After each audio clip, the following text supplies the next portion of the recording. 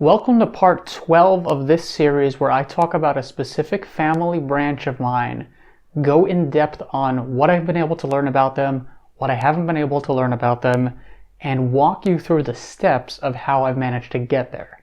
And as always, the reason I'm doing this series is to give you folks a really good understanding for how every single family branch takes different tactics and strategies in order to unlock. So in this episode, I'm going to be talking about my Kapul family from Kedainiai, Lithuania. And the last one of these, I talked about my descent line from Jonava. And Jonava is very near to Kedainiai. And from using a lot of the records from the last one, I'm going to tell you how I figured out the Kapul family. I'm Yona Paley, and I believe genealogy is fun. Today, we're going back to the mid-1700s. All the way back to my great-great-great-great-great-grandfather.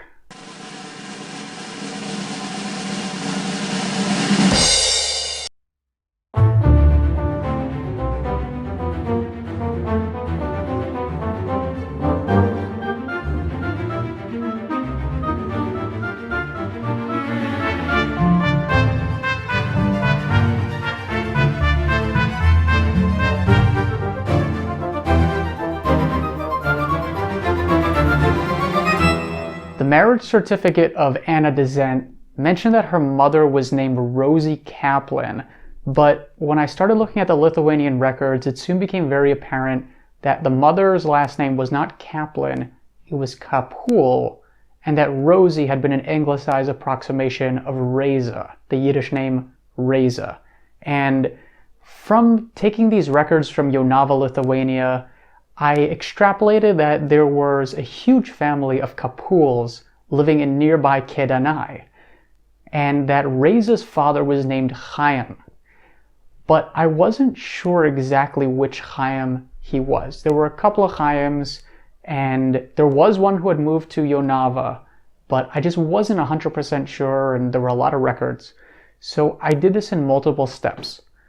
The first step that I took was organizing all the Kapuls from Kedainiai into family groupings. And I've done episodes on this before, how I simply group families using a Google Docs or Microsoft Word document. And soon I had compiled this whole family, most of whom all descended from the same person. But I wanted to take it another step further. So this is when I started using DNA for genealogy. I came across a couple of DNA matches who were descended from Chaim Kapul, but through not someone named Reza, but through someone named Itzhak. And this was around the time that I was learning how to analyze the segments and the segment sizes within matches. And I also began learning to use a technique called triangulation. What triangulation is where you take a look at the segments shared between two different people in DNA matches, and you determine whether there are any overlapping matches between those two plus a third person who you know how you're related to them. So essentially what this does is it allows you to prove a shared ancestor, because if person A matches person B, and then person C matches person A and B, well, oftentimes this can help you determine that this person is an ancestor. And what I was able to do was triangulate certain segments of DNA with this descendant of a Chaim Kapul, and I realized we were descended from the same guy.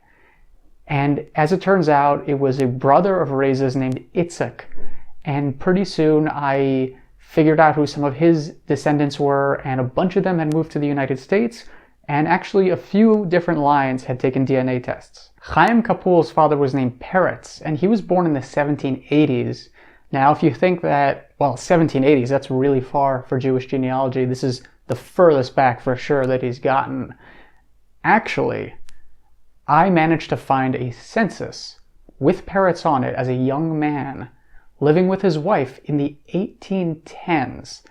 And what it showed, first of all, was that Peretz's father was named Nussel. And thankfully, because Kedainiai has a lot of vital records associated with it, tracing Peretz's children was not that difficult. So Chaim actually had a number of siblings, and most of those branches have descendants living in the United States, or at least who I was able to trace in Lithuania.